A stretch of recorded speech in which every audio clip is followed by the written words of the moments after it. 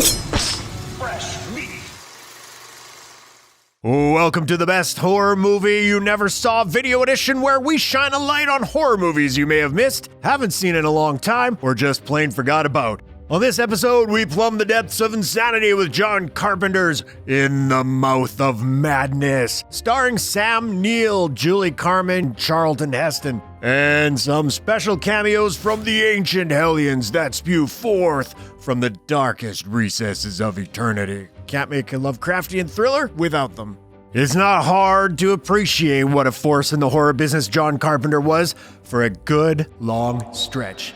If you want to start with Assault on Precinct 13, which was released in 1976, the writer, director, composer had a run of a little over 10 years where every film he put out can now be considered either a genuine classic or cult classic.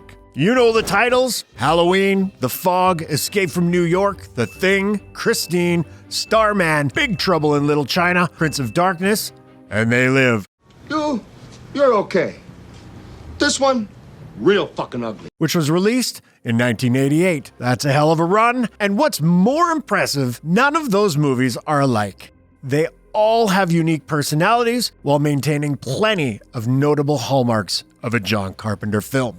Unfortunately, the good times can't rule forever, and the 90s weren't as exciting for the director.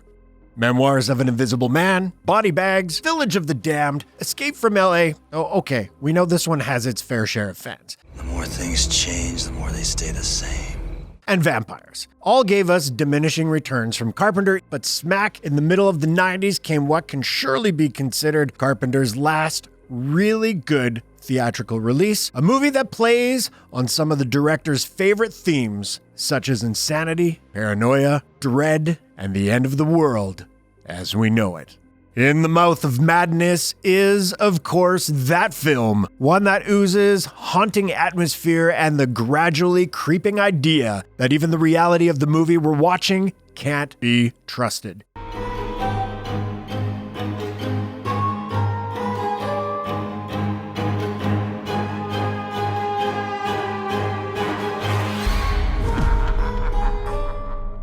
I want to thank you guys for watching the best horror movie you never saw, and ask that if you enjoy our shows, please subscribe to our channel right now. Like the video and click on the bell so you can be notified each time a new video goes up. And now, back to the show. In a way, it's one of the ultimate dream movies, one where you keep waking up in the same nightmare over and over again, only each time the nightmare is worse and worse. And the scariest part is, maybe it's not even your nightmare. Maybe you're just the figment of somebody else's twisted imagination. Now, isn't that a fun notion to wake up to? Written by New Line Cinema employee Michael DeLuca when he was in his early 20s and before he became president of the company, In the Mouth of Madness takes ample inspiration from one of the greats in the world of horror literature, specifically Stephen King and H.P. Lovecraft. Like the best horror stories, it begins with a simple premise and an engaging protagonist. John Trent, played wonderfully by a post-Jurassic Park Sam Neill, is an insurance investor with a knack for sniffing out frauds. His latest case sees him investigating the disappearance of Sutter Kane, a horror author whose works are so persuasive that they seem to drive people mad. Do you read Sutter Kane? Kane's new book is about to come out, but no one can find the man himself, so Trent is given the unenviable task of searching for the enigmatic writer. Bristling with cynical swagger, Trent immediately assumes the disappearance is a hoax, a marketing stunt put on by Kane's publisher to drum up some juicy PR, but a job's a job, and though he won't admit it, Trent likely gets a kick out of the thrill of the chase, putting the puzzle pieces together and nailing down the solution to the mystery. Trent eventually figures out that Kane is probably holed up in Hobbs End, a quiet New England town that figures prominently in Kane's books. Teamed with a straight-laced exec from the publishing house and expressive Julie Carmen, Trent makes the trek from New York to New Hampshire in search of the elusive author. From here on, the movie effectively builds a universe in which everything seems to be taking place in a waking fever dream. Entering Hobbs End is like saying goodbye to tangible reality and hello to the demented playground of a horror author's mind. It's your quintessential quiet New England village, yes, and with that comes the unknown horrors of what may be lurking just outside of view. Carpenter stages the early moments in Hobbs End with a horror vet's expertise, teasing us with visions and sounds that disorient the characters and put the audience on edge. While Trent's traveling companion Styles is almost immediately susceptible to the horrors of Hobbs End, Trent himself hangs on to supposed reality with unwavering stubbornness. No matter how much hell Hobbs End and its king throw at him, Trent is not going to give in to the madness until, of course, he had no choice.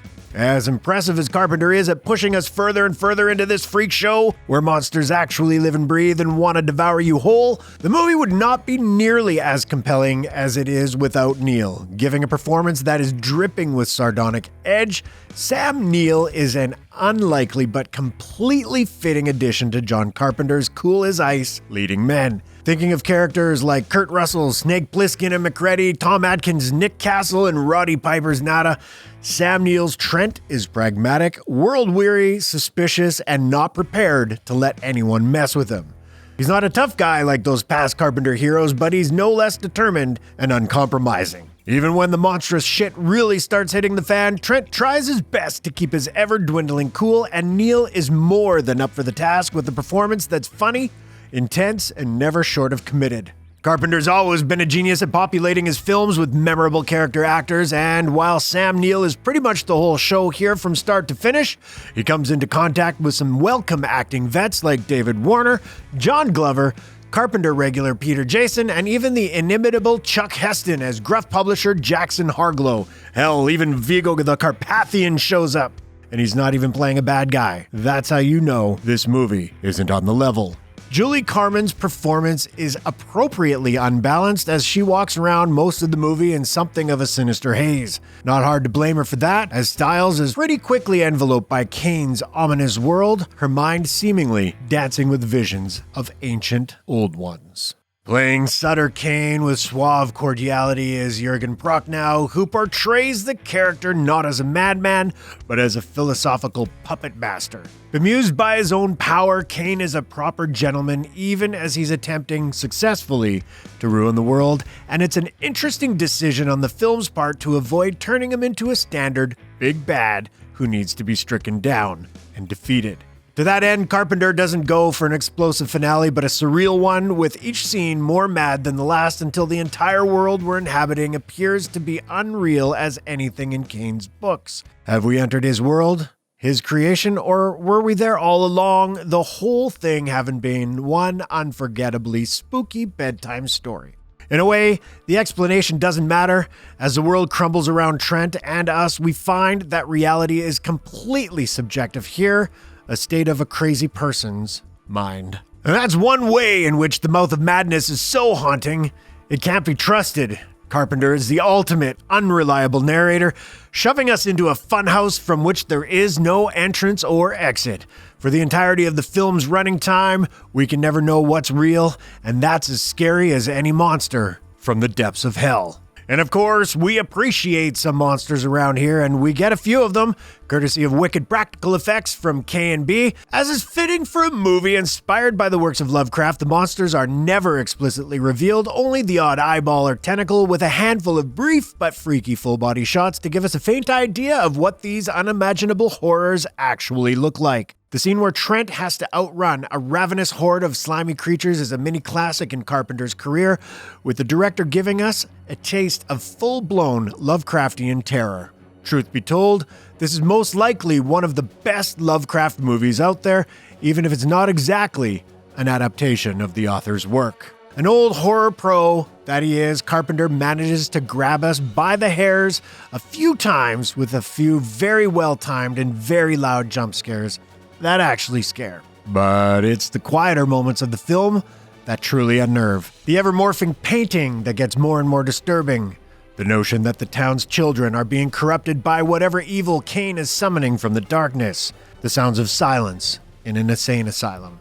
But perhaps the creepiest sequence in the film involves a sudden and strange encounter with a young boy on a bicycle. Hayden Christensen, a few years before he became Annie Skywalker. A boy 1 minute, an old man the next. In the Mouth of Madness probably isn't most people's favorite John Carpenter movie. Maybe it's not even in your top 5. That's a testament to how good of a director he was for that stretch in the 70s and the entirety of the 80s. But this film, with all its psychotic imagery and frightening ideas, with its knockout performance from Sam Neill and its bleak sense of humor, is quite worthy to sit alongside those other Carpenter classics.